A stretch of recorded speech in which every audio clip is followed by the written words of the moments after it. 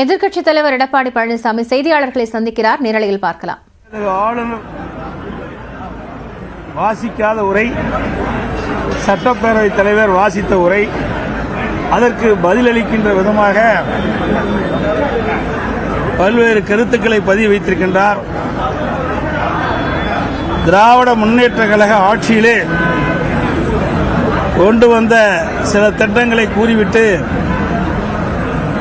2021 சட்டமன்ற பொதுத் தேர்தலின் போது திராவிட முன்னேற்ற கழக கட்சியின் சார்பாக அறிவிக்கப்பட்ட தேர்தல் அறிவிப்புகள், அதில் ஒரு சுமார் 20% அறிவிப்புகள் தான் நிறைவேற்றப்பட்டிருக்கின்றன. இன்னும் 80% அறிவிப்புகள் நிறைவேற்றப்படவில்லை. நான் அதை மேதகு ஆளுநர் உரை அதில் கலந்து கொண்டு பேசுகின்ற பொழுது சில அறிவிப்புகளை சுட்டிக்காட்டினேன். 565 அறிவிப்புகளில் முக்கியமான அறிவிப்பு கூட இதுவரை நீங்கள் நிறைவேற்றப்படவில்லை.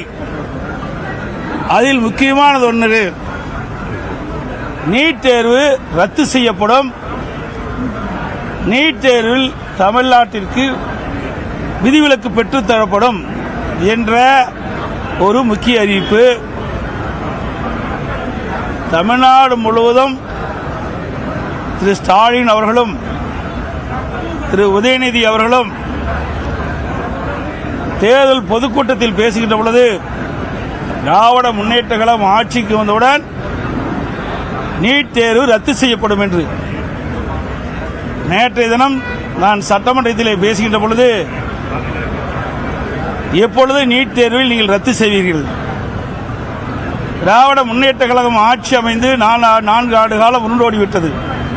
எஞ்சியது இன்னும் ஓராண்டு காலமாக மீதி உள்ளது.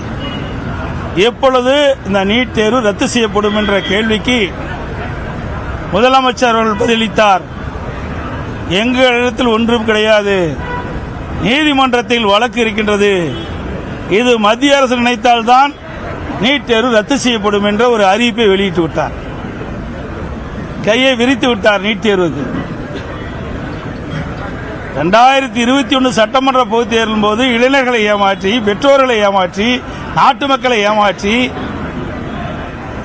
கவர்ச்சிகரமாக பேசி வாக்குகளை பெற்று ஆட்சி அமைந்த பிறகு இன்றைய தினம் எங்களால் நீட் தேர்வு ரத்து செய்ய முடியாது என்ற அறிவிப்பை வெளியிட்டு விட்டார். நாங்கள் அப்பொழுதே சொன்னோம், இது நீதிமன்றத்தில் இருக்கின்றது, இது மத்திய அரசு நினைத்தால்தான் நீட் தேர்வை ரத்து செய்ய முடியும் என்று. அப்பொழுதெல்லாம் எங்களை ஏளனமாக பேசிய முதலமைச்சர் நேற்று தினம் அவரே நீட் தேர்வை ரத்து செய்ய முடியாது என்ற அறிவிப்பை வெளியிட்டு விட்டார். இதுதான் திமுகவுடைய இரட்டை வேடம். அதோடு நிறைய அறிவிப்புகள் நேற்றைய தினம் எல்லாம் சட்டமன்றத்தில் நான் பேசினேன். அதற்கு எந்த பதிலும் கொடுக்கவில்லை இன்றைய தினம். அதோடு விலைவாசி விண்ணை முட்டுகின்ற அளவுக்கு உயர்ந்து விட்டது. ஏழைகள் படுகின்ற துன்பத்தை இந்த அரசு கண்டுகொள்ளவில்லை. அரிசி விலை 2021 ஆண்டு 35 ரூபாயிலிருந்து 45 வரைக்கும் பல்வேறு ரகமான அரிசிகள் விற்பனை செய்யப்பட்டன. இன்றைய தினம் 70 ரூபாயிலிருந்து 85 ரூபாய் வரைக்கும் ரகத்துக்கு தக்கவாறு அரிசி விலை உயர்ந்திருக்கின்றது. எண்ணெய் விலை உயர்ந்திருக்கின்றது, பருப்பு விலை உயர்ந்திருக்கின்றது, பூண்டு விலை 400% உயர்ந்திருக்கின்றது. இதையெல்லாம் சுட்டிக்காட்டினேன். அதற்கு முதலமைச்சரிலிருந்து எந்த பதிலும் வரவில்லை. அதோட அவர் பேசுகின்ற பொழுது சொன்னார்,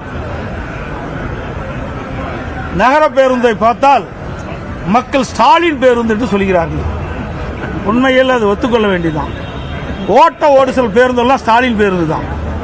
ஓட்ட ஓடுசல் பேருந்தெல்லாம் ஸ்டாலின் பேருந்து. அதுக்கு பொருத்தமான பேர் அவரே வச்சுக்கிட்டார். அங்கங்க வழியில் நிக்குது. சென்னையில் ஒரு பெண்மணி சீட்ல அமர்ந்துட்டு போகும்போது அடியில் இருக்கிற ஃபுட்போர்ட் கல்லுடுது, அப்படியே நடந்து ஓடுறாங்க. அப்பேற்பட்ட பேருந்து ஸ்டாலின் பேருந்து தான். அருமையான பெயர் வச்சுக்கிட்டார். அதோட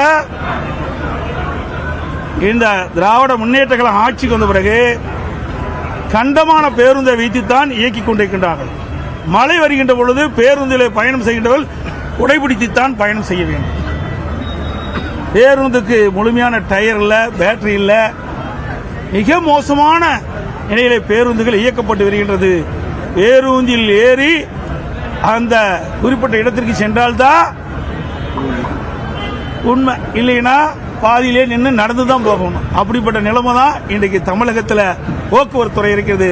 போக்குவரத்து துறையில் இருக்கின்ற பணியாளர்களுக்கு இதுவரை பணப்பலன் வழங்கப்படவில்லை. 2021 திமுக கொடுத்த வாக்குறுதிகளில் 20% மட்டுமே நிறைவேறியிருப்பதாகவும், நீட் விவகாரத்தில் திமுக இரட்டை வேட போடுவதாகவும் அதிமுக பொதுச் செயலாளர் எடப்பாடி பழனிசாமி தெரிவித்திருக்கிறார்.